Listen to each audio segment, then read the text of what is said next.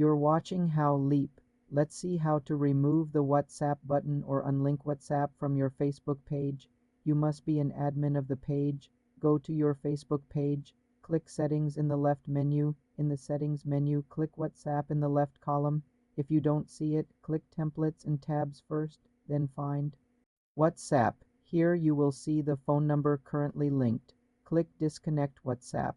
Confirm the action. The WhatsApp button and chat option will be removed from your page immediately.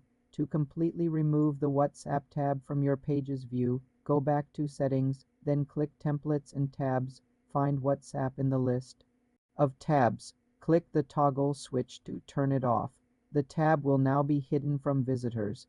If you want to remove the ability for people to message your page via any method, go to Settings, then General, then Messages. Uncheck the box Allow people to contact my page privately by showing the message button. This removes the main message button, not just WhatsApp.